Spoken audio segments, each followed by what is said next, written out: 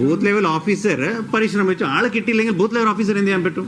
State government ലെറ്ററിൽ പറഞ്ഞിട്ടുള്ളത് numeration forms distribute ചെയ്തിട്ടില്ല എന്നുള്ളതും ഒരു സാധ്യതയായിട്ട് അവർ പറയുന്നത്. അങ്ങനെ ഒരു അല്ല, അത് തന്നെയാണല്ലോ. അൺട്രേസബിൾ ആയിട്ടുണ്ടെങ്കിൽ നമുക്ക് ഇലക്ഷൻ കമ്മീഷനുടെ നിർദ്ദേശം അനുസരിച്ചിട്ട് ഒരു വീട് പൂട്ടിയിട്ടുണ്ടെങ്കിൽ 3 പ്രാവശ്യം പോകണം, ഇല്ലെങ്കിൽ അവിടെ സ്ലിപ്പ് ചെയ്യണം എന്നുള്ളതാണ്.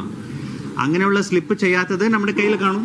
നമ്മൾ 3 പ്രാവശ്യം പോയിട്ടുണ്ട്, അവിടെ ആൾക്കാരുടെ ലോക്കൽ ആൾക്കാരോട് ചോദിച്ചു ആർക്കൊന്നും അറിയില്ലെങ്കിൽ ബൂത്ത് ലെവൽ ഓഫീസർ എന്ത് ചെയ്യാൻ പറ്റും? അങ്ങനെയാണെങ്കിൽ അതുകൊണ്ട് തന്നെയല്ലേ നമ്മൾ എല്ലാ സമയത്ത് രാഷ്ട്രീയ പാർട്ടി പ്രതിനിധികളോട് ആവശ്യപ്പെട്ടത് booth level agents booth level ഓഫീസേഴ്സോട് ബന്ധപ്പെടണം, IASD ലിസ്റ്റ് എടുക്കണം. കാണാത്ത ആൾക്കാരുടെ ലിസ്റ്റ് നമ്മൾ ഒരു മാസമായിട്ട് പറഞ്ഞുകൊണ്ടേ ഇരിക്കുന്നുണ്ടല്ലോ. ആ ലിസ്റ്റ് എല്ലാവർക്കും കൈമാറുന്നുണ്ട്. അവർക്ക് കിട്ടിയില്ലാത്ത ആൾക്കാർ ഇപ്പോൾ ബൂത്ത് ലെവൽ ഓഫീസർ എന്ത് ചെയ്യാൻ പറ്റും? ബൂത്ത് ലെവൽ ഓഫീസർ പരമാവധി ശ്രമിച്ചു, ആൾ കിട്ടിയില്ലെങ്കിൽ നമുക്ക് എന്ത് ചെയ്യാൻ പറ്റും? അതുകൊണ്ട് തന്നെയാണ് ഈ ലിസ്റ്റ് നമ്മൾ എല്ലാവരോടും ഷെയർ ചെയ്തത്, പബ്ലിക് ഡൊമൈനിൽ വെച്ചിട്ടുള്ളത്. അവർ തന്നെ മാറി എവിടെയാ പോയിട്ടുണ്ടെങ്കിൽ ഇപ്പോൾ നമ്മൾ പറയുന്നത് എന്താണ്? തിരികെ വരാമല്ലോ. ഫോം 6 കൂടി ഒരു ഡിക്ലറേഷൻ ഫോം കൊടുത്തിട്ട് തിരിച്ചു പോകണം. അത്രേ നമുക്ക് ചെയ്യാൻ പറ്റത്തുള്ളൂ. ഇപ്പോൾ ബൂത്ത് ലെവൽ ഓഫീസർ കൃത്യമായിട്ട് ജോലി ചെയ്യുന്നുണ്ടെന്നുള്ളതാണ് നമ്മുടെ ഒരു വിലയിരുത്തൽ. അതിന് അപ്പുറത്തേക്ക് വേറെ ഏതെങ്കിലും ആക്ഷേപങ്ങൾ ഉണ്ടെങ്കിൽ അത് കൃത്യമായിട്ട് എവിഡൻസോട് കൂടി പറയുവാണെങ്കിൽ നമുക്കത് പരിശോധിക്കാം. ഇപ്പോൾ നമ്മൾ മനസ്സിലാക്കേണ്ടത് ഈ ലിസ്റ്റ് BLOയുടെ കയ്യിൽ മാത്രമല്ല ഉള്ളത്, ഇത് പബ്ലിക് ഡൊമൈനിലുണ്ട്. പൊളിറ്റിക്കൽ പാർട്ടീസിന് പ്രിന്റ് അടക്കം കൊടുത്തിട്ടുണ്ട്. പിന്നെ അവർ കൂടി പരിശോധിക്കണം. പിന്നെ ഇലക്ഷൻ കമ്മീഷനുടെ നിർദ്ദേശം അനുസരിച്ചിട്ട് വേറെ എന്താ നമുക്ക് നോട്ടീസ് എങ്ങനെ സബ്മിറ്റ് ചെയ്യാൻ പറ്റും? നമുക്ക് പിന്നെ പോസ്റ്റ് വരെ അയക്കാൻ പറ്റാതെ ഇഷ്ടം പോലെ സമയമെടുക്കും. നമുക്ക് കൃത്യമായിട്ട് കാര്യങ്ങൾ നടത്തണം. ഇവിടെ പ്രിന്റ് ചെയ്ത ശേഷം ഇമ്മീഡിയറ്റ് ആയിട്ട് ഡെലിവർ ചെയ്യാനുള്ളത് ബൂത്ത് ലെവൽ ഏജന്റിന്, ബൂത്ത് ലെവൽ ഓഫീസർക്ക് അറിയാമല്ലോ, വീടെല്ലാം അറിയാം. അവരുടെ ജോലിയാണത്, അവിടെ പോയിട്ട് ചെയ്യേണ്ട ഒരു കാര്യം. പിന്നെ അവിടെ പോയിട്ട് അവരെ സഹായിക്കാൻ വേണ്ടിയിട്ട് ബൂത്ത് ലെവൽ ഓഫീസർ തന്നെയല്ല പോയത്.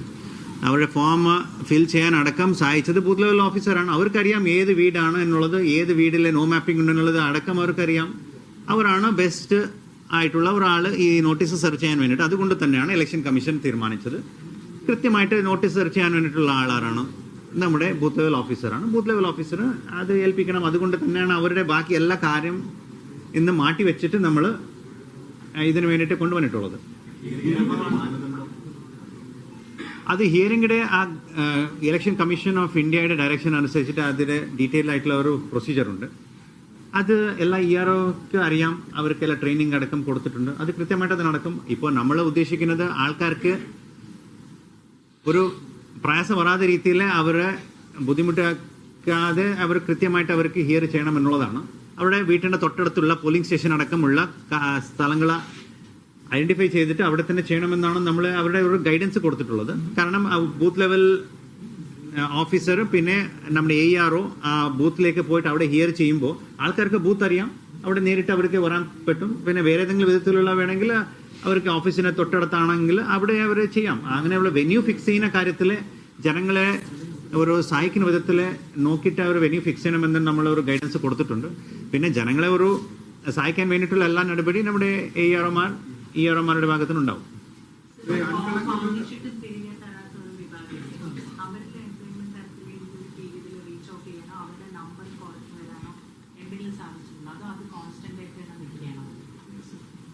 ഇങ്ങനെ ASD ലിസ്റ്റിലെ ഇപ്പോൾ ASD ലിസ്റ്റിൽ നമ്മൾ കണ്ടിട്ടുള്ളത് ഒരു സമയത്ത് നമ്മൾ 25 lakhs ടച്ച് ചെയ്തിരുന്നു. ഇപ്പോൾ നമ്മൾ 24 lakhs വരെ എത്തി. സോ 1 ലക്ഷത്തോളം ആൾക്കാർ ഫോം തിരികെ തരാത്തവർ പിന്നെ കൊടുത്തിട്ടുണ്ട്. 18-ന് മുൻപ് തന്നെ വന്നിട്ട് കൊടുത്തിട്ടുണ്ട് എന്നുള്ളതാണ്. സോ പിന്നെ ഇപ്പോൾ താങ്കൾ നേരത്തെ പറഞ്ഞിട്ടുള്ള ഒരു ആൾ കണ്ടെത്താൻ സാധിച്ചിട്ടില്ലാത്ത ആൾക്കാർ ബൂത്ത് ലെവൽ ഏജൻസിയുടെ എത്താത്തോടു കൂടി കുറേ ആൾക്കാർ കണ്ടെത്തി. അങ്ങനെയുള്ള ആൾക്കാർ കൂടി ഇതിൽ ലിസ്റ്റിലോട്ട് വന്നിട്ടുണ്ട്. സോ നേരത്തെ നമ്മളൊരു 20 ലക്ഷത്തോളം നമ്മൾ എത്തിയിട്ടുണ്ടായിരുന്നു. പിന്നെ നമ്മൾ കുറഞ്ഞിട്ടാണ് ഇപ്പോൾ വന്നിട്ടുള്ളത്. സോ അതുകൊണ്ട് തന്നെയാണ് ഇപ്പോൾ നമ്മൾ വീണ്ടും ആവശ്യപ്പെടുന്നത്, നമുക്ക് ഇലക്ഷനിടെ ലാസ്റ്റ് ഡേ ഓഫ് നോമിനേഷൻ ഒരു സമയമുണ്ട്. ആൾക്കാർക്ക് ആരെങ്കിലും വിട്ടു പോയിട്ടുണ്ടെങ്കിൽ കൂട്ടിച്ചേർക്കാനുള്ള സമയമാണ്. ആ ഒരു സിമ്പിൾ ആയിട്ടുള്ള പ്രോസസ്സാണ്. ഓൺലൈനായിട്ട് ഫോം കൊടുക്കാം, ഡിക്ലറേഷൻ ഫോം കൊടുക്കാം, പിന്നെ വേണ്ടി വന്നാൽ അത് നോക്കാം. ഇല്ല, നമ്മൾ മൊത്തം ലിസ്റ്റ് പ്രസിദ്ധീകരിച്ചിട്ടേ ഉള്ളൂ. ഏജ് വൈസ് നമ്മളൊന്നും ഡീറ്റെയിൽ പോയിട്ടില്ല.